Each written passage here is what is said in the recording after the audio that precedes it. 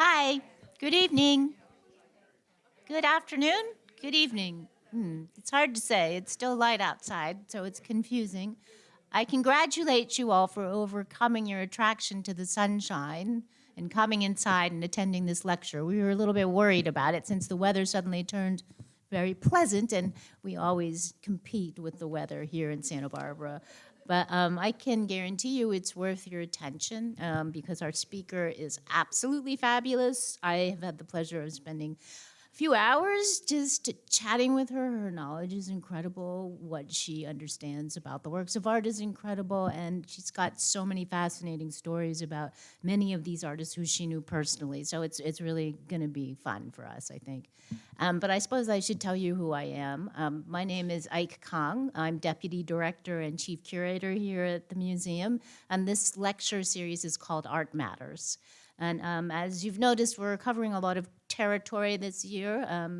It's not really chronological anymore either. It's more to do with when people are available to come and see us. But I've been so impressed with our speakers' willingness to cross the country even, to get on a plane. Nowadays, in our COVID years, it's been a challenge. So it's wonderful that Karen was willing to fly all the way out from New York to be here today. And it's also been so helpful for me and for my colleagues here at the museum because she is so knowledgeable, and I'm organizing an exhibition that centers on color field, and I know absolutely nothing about it. So it's very helpful to look at things with her. So just let me tell you a little bit about Karen.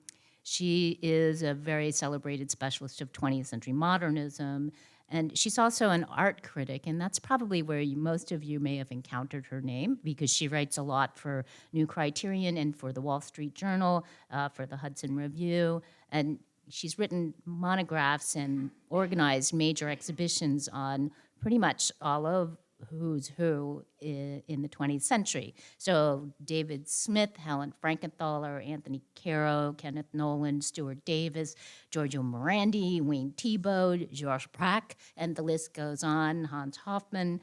So, we're talking about somebody who is very, very comprehensive in her knowledge of this particular part of the history of art. So let me see, there was one other thing I wanted to say.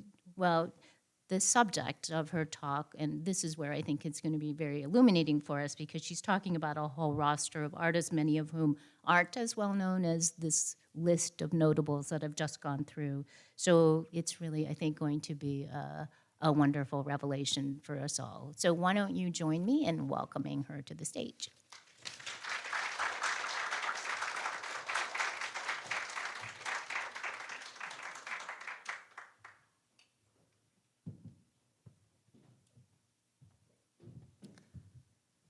Thank you so much, Ike, for that lavish introduction. And thank you all for coming on this beautiful day. I must say, if I didn't have to do this, I'd be out in the sunshine. But then it hasn't been like this in New York at all. You may be wondering what this list of artists is. And in fact, what the New York School Revisited is all about.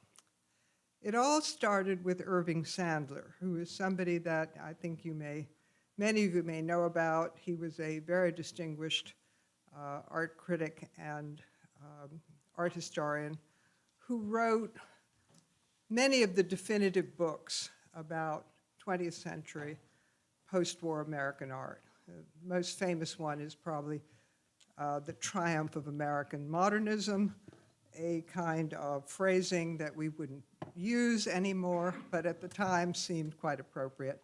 And he also wrote about postmodernism, and he was an authority on the subject, partly because he lived it. He had been, as a young man, he worked for Tanager Gallery, which was one of the artist-run alternative galleries on 10th Street during the glory years of abstract expressionism, but not a gallery that showed ab-ex people. It showed the next generation. So he was part of that world.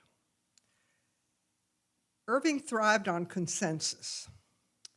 And when he had the idea that it would be interesting to revisit a book published in 1959 called School of New York, Some Younger Artists, written and edited by B.H. Friedman, a collector, curator, general impresario of the arts, Irving called a group of us together and said, "What do you think of the idea?" I'd worked with him on quite a number of projects before, and we all said the same thing. Look at that list on the left. It's a very, very varied list for the time. You have women in respectable numbers for the time. You have Helen Frankenthaler, Grace Hartigan, Joan Mitchell, 3 women out of 11, pretty good for 1959. You have artists of very different persuasions. You have an dedicated abstract painter like Frankenthaler, at the time Robert Goodnough as well. You have Al Leslie, these are all artists who are painting abstractly, Ray Parker. But look who else you have. You have Jasper Johns, you have Rauschenberg, you have Larry Rivers, who are not working in that kind of abstraction. So that's impressive, but it's not the whole story. And we all said, Irving, if it's going to have any relevance now, we've got to look at other people. Well, the whole thing fell apart. Irving died, which was incredibly inconsiderate of him because I was looking forward to working on another project with him. I mean, he was only 92, so I don't see why he had to do that. But, and then COVID happened, and things really slowed down. But there's a name on that list that you probably don't recognize, Jon Schueler.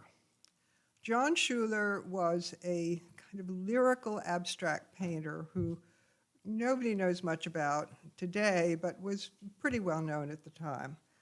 And he has a widow who is like a pit bull. And she is convinced that anything that could possibly call attention to Jon Schueler must go ahead. She also has a family foundation.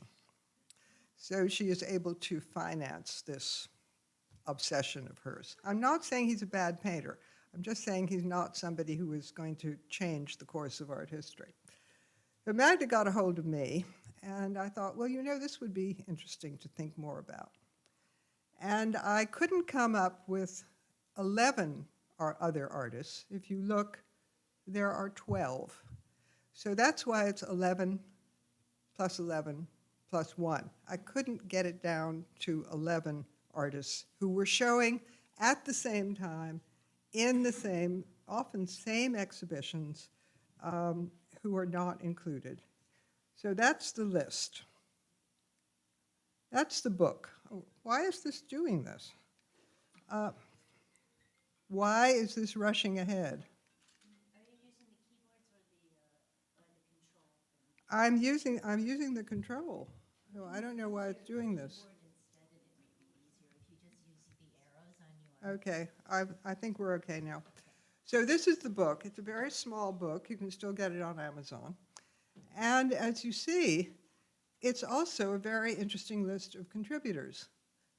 Many poets, James Schuyler, obviously, Frank O'Hara, who was both a poet and a curator at the Museum of Modern Art. And each one of them wrote about these artists. Fairfield Porter, a wonderful painter and also a critic. So what's in the book? Well, these are taken from reproductions in the book. Or in some cases, I was able to find good color images of works that were in the book. And this was Frankenthaler in '59.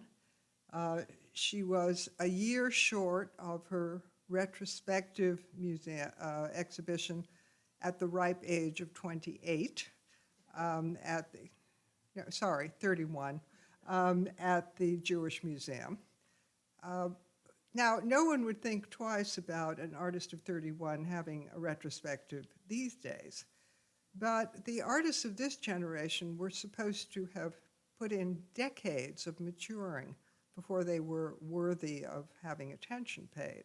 So this is pretty remarkable. It gives you a sense of how important her work was to these younger, often older artists whom she showed the way out of gestural abstract expressionism. You have to remember in 1959, most young artists wanted to be de Kooning.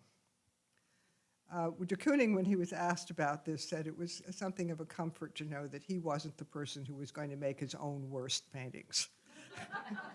There were so many of them, and most of them exhibiting in galleries, not at Tanager, but at other galleries on 10th Street, these cooperative galleries, that Greenberg coined the term, Clement Greenberg, the critic most associated with these artists, coined the term the 10th Street touch.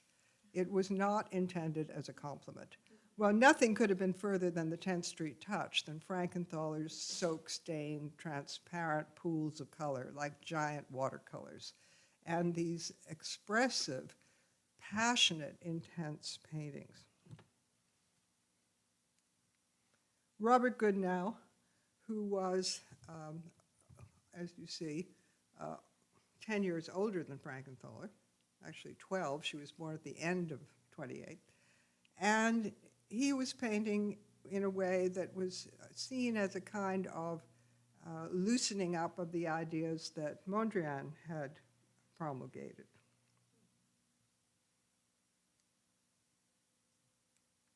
Grace Hartigan, another of the women in the show, whose work was kind of swinging back and forth between loose reference to things in shop windows, very urban kind of imagery, again, not as thinly painted as Frankenthaler. She wasn't staining, she was still using a brush, but this is certainly not the dragged, wet into wet, contingent look of the kind of abstract expressionism that was most admired. So again, this was a younger artist who was challenging the older generation. Jasper Johns, still younger, and doing something completely other. These confrontational paintings using imagery that was absolutely familiar to us. Targets, flags, maps, things that we recognize. We don't look at for their aesthetic value. We just recognize what they are. Here is slowing us down, using encaustic, so they're very richly textured. It's a kind of abstract expressionist gesture, but put into a completely different frame of reference. And Johns embodies something that has been said about many of the artists of this generation, that rather than looking inward, as the abstract expressionist generation did, they were looking at the world around them. They weren't replicating, they weren't making images of the world around them, but they were responding to it and responding to this environment in a different way. Al Leslie, another abstract painter whose work, again, had a kind of clarity and a separation of areas that had nothing to do with the 10th Street touch. Joan Mitchell, a gestural painter, probably the one closest to traditional abstract expressionism, but working with a kind of openness. It's a kind of colored drawing in many respects, with this full-arm calligraphic gesture. It's as though these are giant drawings rather than, again, dragged, layered paintings. And another woman, even though she did her best to behave like a guy. Ray Parker, probably the most minimal of this group. These are all artists who had reputations that continued to develop after the book was published. But at the time, they were in pretty much the beginning of their careers. Rauschenberg, another very interesting inclusion. You notice these are all painters. That's not an accident. Friedman wrote in his introduction that he thought great things were happening in painting, much less so in sculpture, which I think is a real failure of his eye, because while he feels there were a lot of very exciting younger painters, and certainly a lot of very, very exciting older painters, he didn't think that there were any American sculptors who had, this was in '59, mind you, equaled Brancusi or Gonzalez or Giacometti. David Smith had been showing since the 30s, and I cannot understand why Friedman was immune to the excellences of David Smith, who I think one does not have to qualify as our greatest sculptor to date. There are some contenders now, but so far it's still Smith. So it's mostly painters. In fact, it's almost all painters. He also sees these artists as all responding to the giants of the previous generation, whom he sees as Pollock, de Kooning, and Still. He's perceptive enough to say that he believes Frankenthaler adapted the all-overness and the pouring of Pollock without imitating Pollock. He sees other artists as responding to other people. But he says something very strange at the end of his essay, which is sort of backing off from endorsing any of these artists fully. Here's Rivers, who is doing something completely other. This is one of the few pieces of sculpture in the show, which is really more like a drawing than a sculpture. And Rivers is using overt imagery, which is very, very unlike what was going on at the time. Fairfield Porter was one of the few artists who was painting figuratively at the time who was getting any attention, and that was because he was of the generation of the abstract expressionists, and they were all his friends and were supporting him. Jon Schueler, a kind of explosive abstract landscape painter, who Friedman sees as coming out of Clifford Still. And finally, the only sculptor in the group, Richard Stankiewicz, who was a found object sculptor. Now, how he could think this was exciting enough to include in this group and not understand what Smith was doing, I don't know. If anyone has an explanation, I'm happy to hear it. But the very peculiar thing that he says at the end of this essay, his introductory essay, is that he doesn't think any of these artists are really that original, which is a very strange thing for him to say. The poet W.H. Auden characterized poets as explorers or colonizers. The explorers are the people who are entering new territory. The colonizers are the people who are entering territory that has already been explored. And Friedman says he thinks all of these artists are colonizers rather than explorers. That may be true of some of them, but if you look at that list again, you'll see that many of them have developed reputations that were certainly well beyond being colonizers.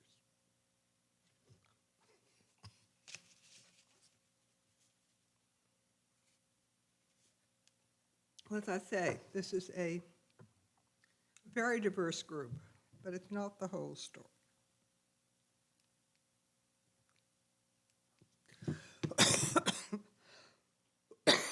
Excuse me.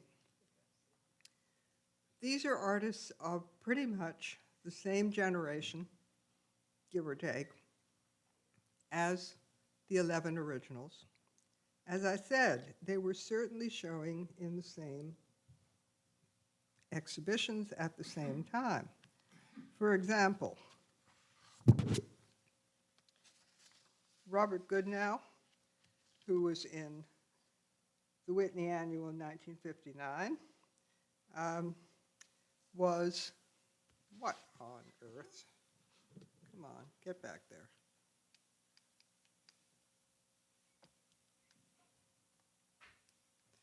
Why is that there?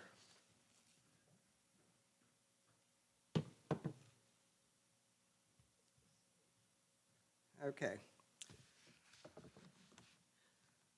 We'll start over. Many of the artists we just looked at were in Whitney annuals in 1959, 1958. In those days, it was every year. And one year was painting, and the next year was sculpture and works on paper. So it was known as the annual rather than the biennial. And if you go through this list, you'll discover that there were overlaps, which I will point out as we go. The other exhibition that many of these artists that we just looked at, or several of these artists were in, were 16 Americans at the Museum of Modern Art, which was their surveys of what was going on at the moment. And there were artists in this second list who showed there. There was a show in 1950, another show in 1959 at the Jewish Museum, which was called New York School Second Generation. Sound familiar? That had an introduction by Leo Steinberg, the distinguished art historian. And there were very interesting overlaps there as well. So when I say they were showing in the same places, that's not an overstatement. And the question is, why did B.H. Friedman choose who he did, and why didn't he choose the others? For example, Peter Agostini, a sculptor whose work had quite a wide range, as you see, was capable of this astonishing object. It's quite big if you look at the measurements. It's 5 feet high. Who would have made a sculpture of a clothesline in bronze? Ed Clark, who just died recently, a brilliant and inventive African-American artist. And look at the date on that painting on the left. That's one of the first shaped paintings ever. You know, it took Kenneth Noland and Frank Stella many, many years to get to that. He's doing this as a very young artist. I've been trying to find out how many of those shaped canvases there are. That would belong to the Art Institute of Chicago, and they ain't telling. But he's also, yes, he's coming out of abstract expressionism, but he's also doing exactly what someone like Grace Hartigan is doing, someone, in some ways, without staining what Frankenthaler is doing, using paint thinly and with very intense color. Lois Dodd, who is 95 and still painting up a storm. She started out as an abstract painter because that's what you were supposed to do. Then she and her good friend Alex Katz and their then spouses went to Skowhegan, the sort of art colony in Maine, and they started painting out of doors, good old-fashioned plein air painting. They became so interested in that, you know where Alex Katz's work went, and Lois Dodd, very much the same thing. Instead of doing drawings and taking them back in and painting, she started painting directly from nature, and she has been doing this ever since. She's been painting outside the views out of her window, because at 95 she isn't trekking into the woods carrying her French easel and with her big hat and going out to do it the way she used to. But these are these wonderful transitional paintings where the chickens are threatening to turn into abstractions. She said she really liked the cows because they made such wonderful shapes. Jean Follett was very, very well known at the time. She is included in the Steinberg exhibition and book. And these are both works that belong to the Museum of Modern Art. She has vanished without a trace. There's an interesting essay about her on the Hauser and Wirth website. But the only way you would see these works is if you made an appointment to go to the storage of the Museum of Modern Art. And she was considered an extremely original artist, doing these collages out of found objects. They're not enormous, but they have a great deal of presence. Judith Godwin, who is still painting, and shows at Berry Campbell Gallery, should you be in New York. And she too was included in exhibitions at exactly the same time, and sometimes even with some of the other artists. Again, coming out of the abstract expressionist tradition, she has been shown a fair amount lately because there's so much interest in women of abstract expressionism, but she is also doing something original and, again, not the dragged contingent 10th Street touch, a different kind of gesture and a different kind of light in her work. Stephen Greene, who is best known as Guston's student and Frank Stella's teacher. He was not that much younger than Guston, but when Guston was teaching in the Midwest, Greene was his student. And Greene's early work, which was highly acclaimed, as was Guston's work at the time, was figurative. And it was, we're talking about the post-war 1940s. Both of them were making paintings that were totally imbued with post-war angst. The Guston, if you've been following the Guston show, which is now in Washington and looking spectacular. It was really good in Houston. It has 30 more works in it in Washington than it did in Houston, and brilliantly installed. If you're going to be there, don't miss it. The early work is of children battling with garbage can lids as shields, improvised swords, sometimes compressed into porch-like spaces, a kind of almost parodic war imagery. And Stephen Greene's work of the period is not unlike that in mood. They tend to be bald-headed men with crutches, very ambiguous spaces. These were highly acclaimed.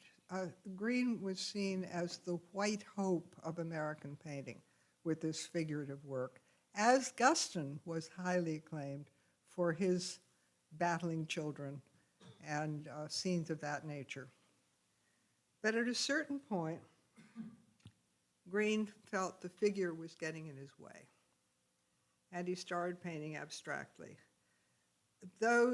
I would argue that these paintings are still haunted by those ambiguous figures, and in some of his more recent work, or his later work, sometimes in the middle of what appears to be an abstract painting, somehow this kind of sinister flower will make its presence felt and then disappear again. So he is a painter who does not have to be known only as someone's student and someone's teacher, although Frank Stella still will do anything he can for anything involving Stephen Greene. He is so grateful to him for having been his teacher when he was at Princeton. In fact, the whole basis of my friendship with Frank Stella is based entirely on the fact that I knew Stephen Greene. It's the only reason he takes me seriously. So he's a painter who should be much better known. He was very, very well known and now is not. Alex Katz, of course, has not suffered at all. But I've included him in this group because he, like Lois Dodd, was challenging the established norms in a way that was highly irregular at the time.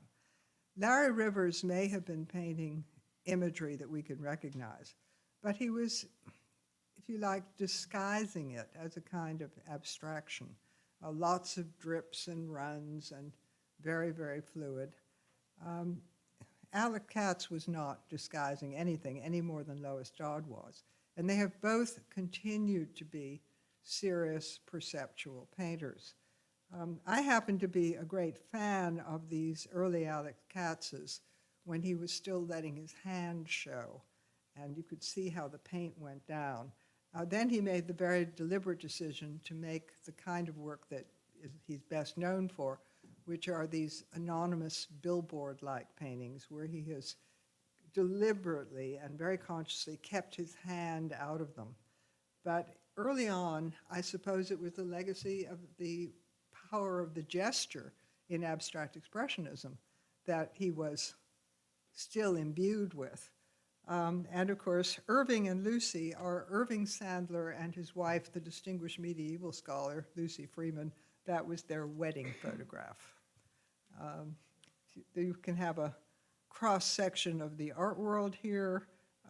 The photographer and filmmaker Rudy Burkhardt and his first wife, the painter Edith Schloss, and their friend Edwin Denby, just to keep it all in the family. Another artist who Friedman completely ignored was Jacob Lawrence. Now, Lawrence was not a beginner. He was the same age as many of the artists in the first list, but he had really come to prominence in 1940 as a very young artist with a series called The Migration, which I'm sure many of you have seen. It consists of, I think, something like 60 small panels, half of which belong to the Museum of Modern Art, half of which belong to the Phillips collection. One got the odd numbers, one got the even numbers. I can't remember who got what. Every once in a while they get put back together, but they're still pretty impressive on their own. He was essentially self-taught in many respects, although he had some art instruction from artists of the Harlem Renaissance, particularly Elizabeth Catlett. He was working painting there. And the very, very inventive art dealer who ran the downtown gallery took him on. She was doing a show at the end of 1940, which she called Black American Artists. And she showed the whole migration series. It was a sensation. There were articles about him in all sorts of magazines. Somehow, in the wake of Pearl Harbor, she got these two museums to buy the work. An extraordinary woman.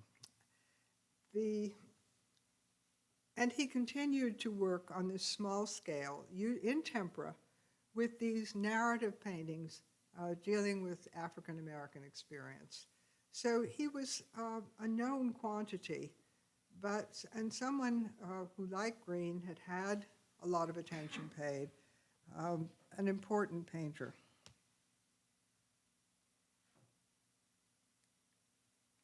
Jan Müller, German-born,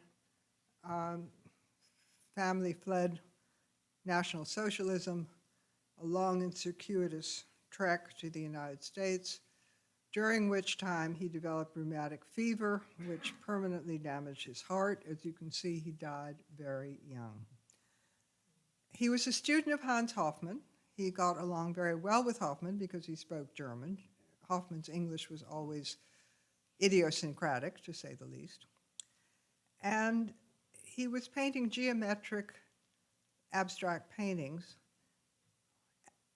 not really under Hofmann's tutelage, because what Hofmann's students did was draw from the model and learn to articulate spatially the forms of human beings in 3 dimensions, not rendering, but responding to spatial movements against the plane of the painting. And then he started painting these allegorical scenes, huge paintings about Walpurgisnacht, about the temptation of St. Anthony, all kinds of Sturm und Drang subject matter, and very rich gesture, obviously a connection with German Expressionism, but very, very personal.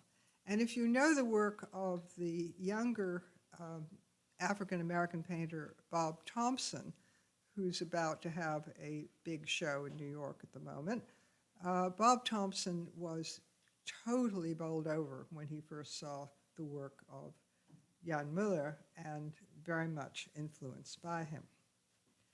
Müller was in Leo Steinberg's exhibition. Alfonso Ossorio, born in the Philippines, probably better known now for the fact that his former home in Long Island is also an arboretum of exotic trees. You can imagine someone who made these encrusted collage paintings like this would be interested in trees that had peculiar shapes. He too was someone who was very much part of the scene. He owned Jasper Johns, he owned Jackson Pollock's Lavender Mist, which is now one of the great treasures of the National Gallery, and was very much part of the Long Island abstract expressionist scene, even though he was doing something completely different. He too was in exhibitions that Friedman would have seen. Pat Passlof was de Kooning's protege. As an 18-year-old, she saw her first de Kooning show. She was an art student at Queens College. She decided she had to study with de Kooning. Well, de Kooning wasn't teaching anywhere, but she decided the one place he might be teaching would be Black Mountain College, which was the kind of American version of the Bauhaus near Asheville, North Carolina. So she enrolled in a summer course at Black Mountain. De Kooning was not on the faculty, but somebody dropped out, and guess who they hired to replace him? How she knew this was going to happen, many of us suspected her of being a witch. And she became this wonderful painter. She, however, was married to one of the 10th Street Touch painters. De Kooning introduced her to him, named Milton Resnick, who believed that the more you worked on a painting, the better it was. So some of his paintings are, like 8 inches thick with pure paint. And she very much suppressed her own career to help him, even though I think she was far and away a better painter. She was a feisty, tough woman, a brilliant teacher, apparently. And I never understood why she was so subservient to her husband. She got a Guggenheim. I congratulated her. She said it should have been Milton. But she could paint like that, so we have to forgive her for her anti-feminism. Thomas Sills, another painter who is just beginning to have some attention paid to him again. I'm not arguing that these are the greatest abstract paintings ever made, but he's doing something quite original, and he was part of the scene. He was showing. He was doing something that other people weren't doing. And I think with the new interest in artists of marginalized types, I think he's worth paying attention to. There are some even better paintings than this that I was unable to get images of.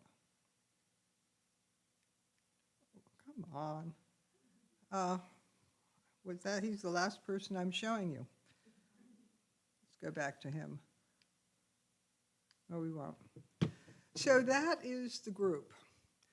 And my point is that the scene was more complex, the number of approaches more varied, the whole climate was not quite as monolithic as it would be easy to, come on, we can do the whole, no, it's not responding. I was trying to give you full screen, but it won't do it. So you'll have to stick with the borders. It's all right, we're at the end. So, as I say, am I arguing that these are all the most important painters of the period?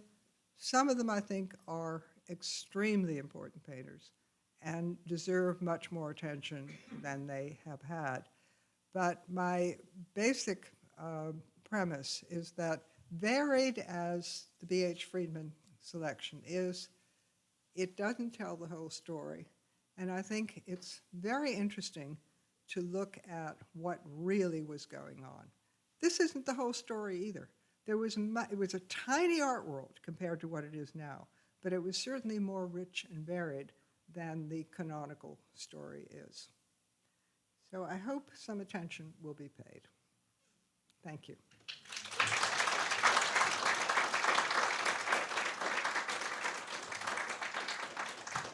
And if you have questions, I'll try to answer them.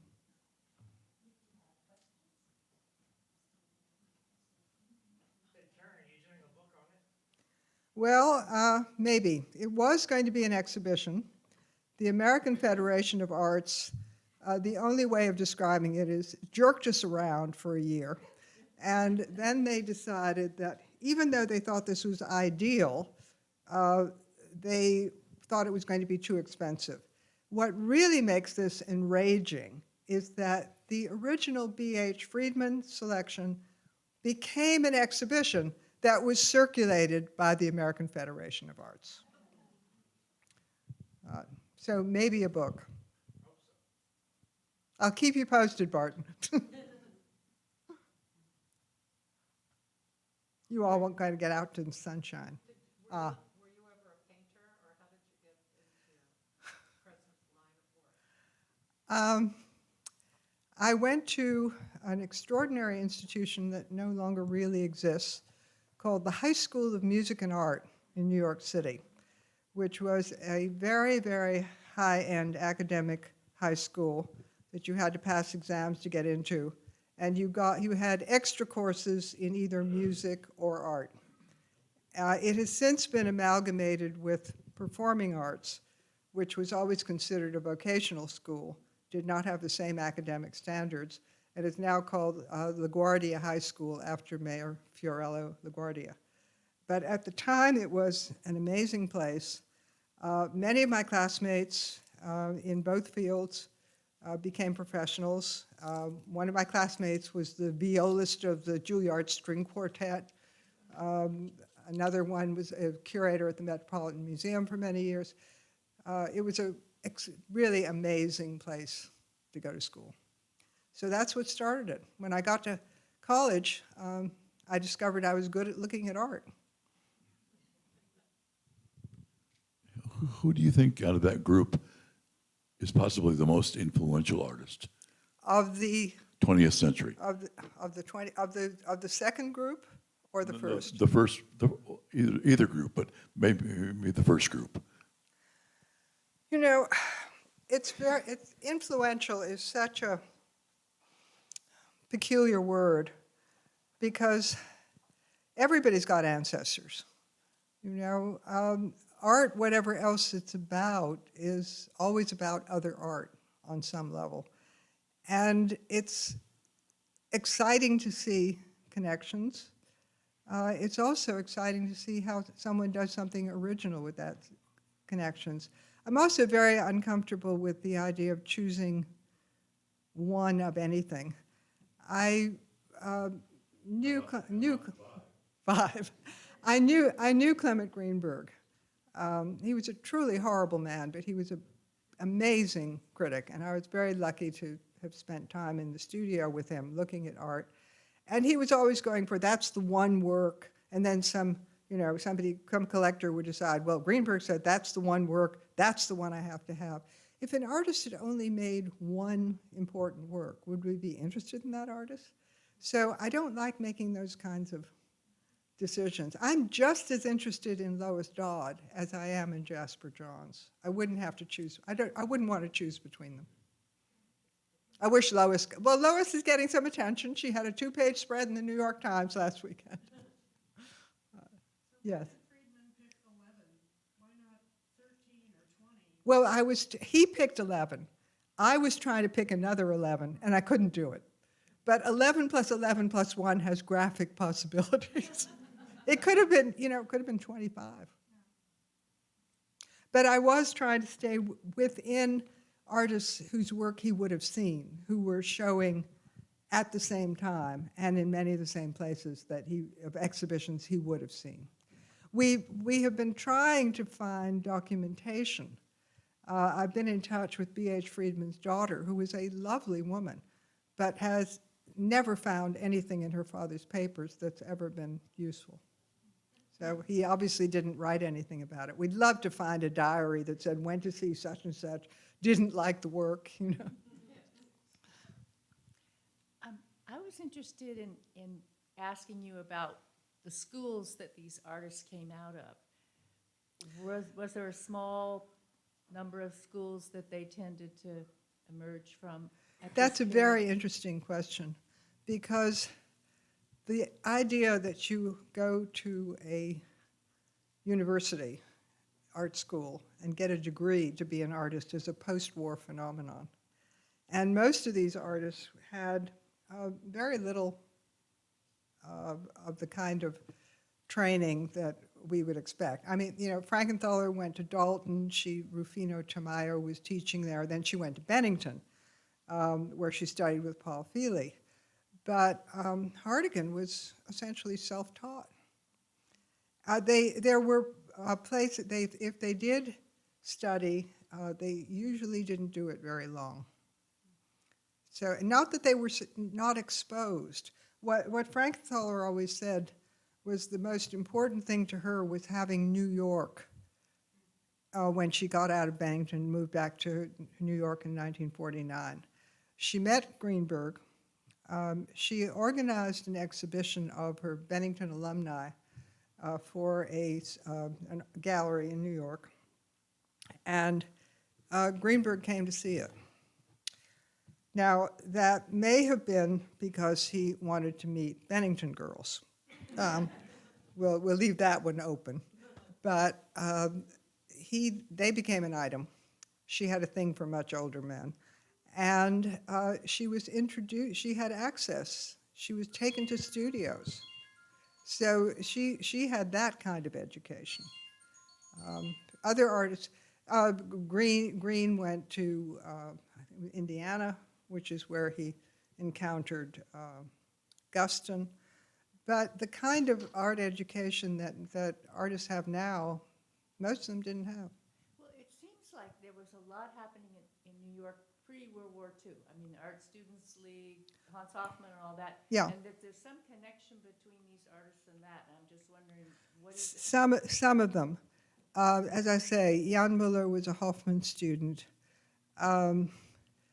The Hofmann School, in some ways, became more widespread from his students.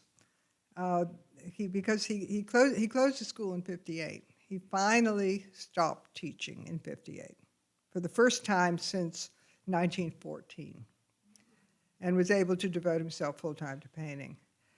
But when I say it became even more important because of his students. He, as you know, came to America for the first time in 1930 to teach a summer course at Berkeley.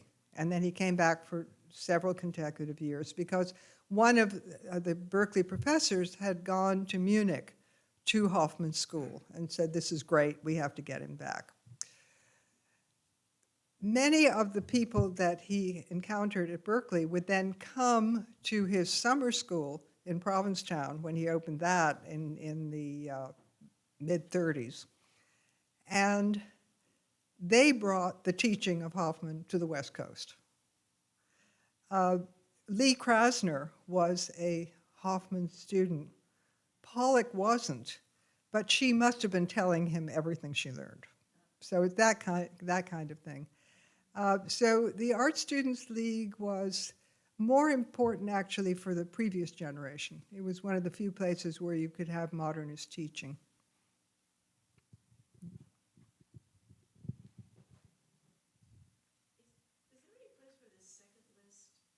Oh, sure.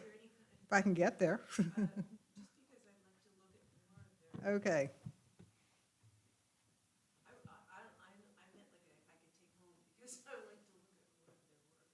You can take a picture of the screen. Yeah. Yeah. But as I say, it could have been a much bigger list. Yeah.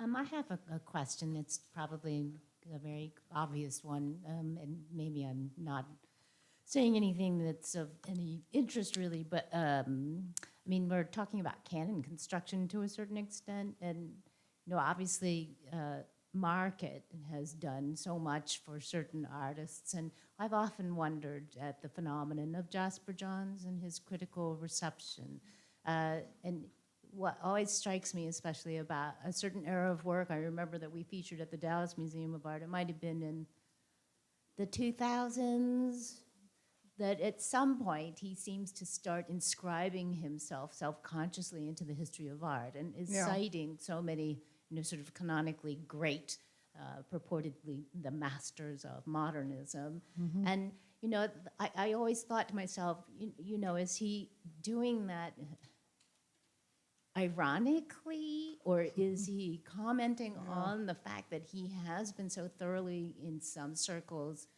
by certain dealers in particular, absorbed into the canon? And how much of market then does account for the relative obscurity of some of the people that you have on your alternate list?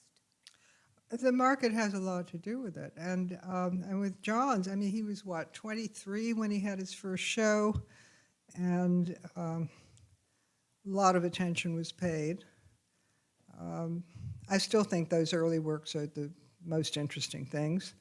I mean, he loses me when he starts desperately searching for something that's as iconic as the first imagery. And the recent work, which is so self-referential, I'm completely baffled by. The fact that he would have two simultaneous retrospectives, beyond necessity, I would say. But, it's so much about things that are out of the artist's control. I mean, Stephen Greene used to show with Bikert, who was a very, very good vanguard dealer. Well, then Bikert died of AIDS. The gallery closed. And now his, good-looking black boyfriend is Darren Walker, who heads the Ford Foundation and wields more power than anybody else. But Bikert Gallery doesn't exist. So and many of the galleries that were showing artists of this generation in New York have closed. They have been forced out by greedy landlords and by the kind of mega galleries that are, will have, David Zwirner has a whole block, 2 whole blocks, and is building another building. They have downtown and uptown locations. And if you're not one of their artists, you stand a good chance of being eclipsed. However, and Alice Katz is in another category, enormously popular. He has also been doing something that is admirable and has put him in the good graces of the whole art world. He has been buying the work of younger artists and giving it to museums. No, the only other person I know who's done anything like that is the British sculptor Anthony Caro, who used to buy the work of younger artists to encourage them. So that program of Katz's has made him very, very popular. He's also given his own work to museums. I think Colby has been the Museum of Colby College in Maine has been very much the beneficiary of that. But Pat Passlof, Thomas Sills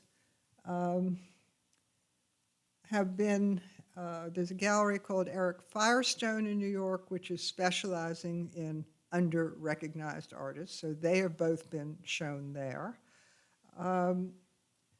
Jake Lawrence is partly because he is a black artist, has been getting a lot of good attention. He's no longer here to enjoy it, but it's nice that the work is being seen. Ed Clark was getting a lot of attention for his recent work, and as you saw, died very recently.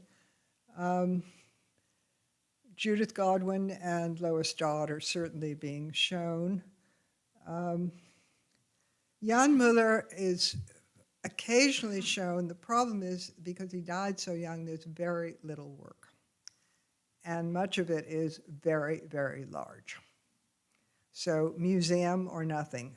The Museum of Modern Art has several important works, which they do not show. But they also have 2 Jean Folletts, which they do not show. So it's strange times in some respects. So do you think if we all collectively write to the curators at the Museum of Modern Art and complain, anything would happen? Well, if you can get the eye of the Ford Foundation, it helps. Of course, if you wanted to do this exhibition, I'd be very happy to work with you. Stop giving me ideas. It's really, okay, does anybody else have any other? I'm interested in your ideas about what's happening with the New York galleries coming to Los Angeles. I've heard that many feel that they need galleries in Los Angeles now, and so New York galleries are opening up there, bringing their New York artists. And I'm wondering about, I don't know whether any of these artists are from the West Coast. Is it so New York centric? It is a New bit York centric, and overwhelming. it's the New York School is what the title is.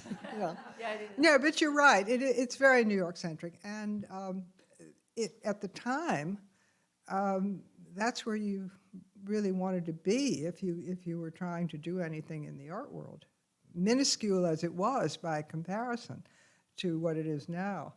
But let's see, Pat Passlof, Stephen Greene, Lois Dodd's from New Jersey, Agostini's a New Yorker, Greene was a native New Yorker, Katz was a native New Yorker, Jake Lawrence was born elsewhere but lived all of his from childhood in New York. Jan Müller came as a young man to New York. Ossorio was from the Philippines, moved to New York. Passlof is a native New Yorker. Thomas Sills also moved as a very young man. So they were all living and working in New York, and that's certainly true of the people on the other list. Mitchell was from Chicago. Frankenthaler was a native New Yorker. Hartigan was from New Jersey. Johns, as you know, is from the South, came to New York. So it's pretty much it's definitely New York centric, but it is the School of New York. Yeah. About Los Angeles, I don't really know what's happening. I mean, I know that there were earlier, like about 10 years ago, a number of galleries opened up there and with a great deal of fanfare, and some of them have closed. So I don't know. I'm really not very much up on the market. I'm steadily diminishing brain cells, and I can't waste them on that. I'm getting sort of a sense from you that what's happened in the art world is very similar to what happened on Broadway, when all of a sudden you could only get a show done with a movie star, or they just went for big hits, and it's harder for smaller groups to get going and get seen. Is that true? That's an interesting analogy. Have to think about that one. I think that's a very good comparison. I feel like there are a lot of writers that are Mm-hmm. getting introduced. No, that is a good comparison. Well, with that, I think, we have one more in the back.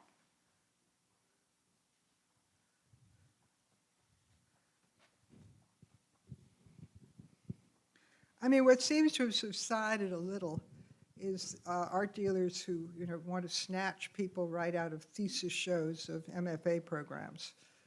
Sort of let them paint more than paint paintings, and see what they're like. So there's still a little of that going on, but not quite as much. Yes. Yes, hi. I was just wondering if you'd give us your take on, my background is South African and Dutch paintings. I've spent a lot of time. I'm sorry, I'm not understanding you very well. I'm not hearing I you said very I've well. spent a lot of time with South African and Dutch paintings, and my view is kind of old school, but now I'm being approached for non-fungible tokens, and I was wondering what your take is on that. NFTs?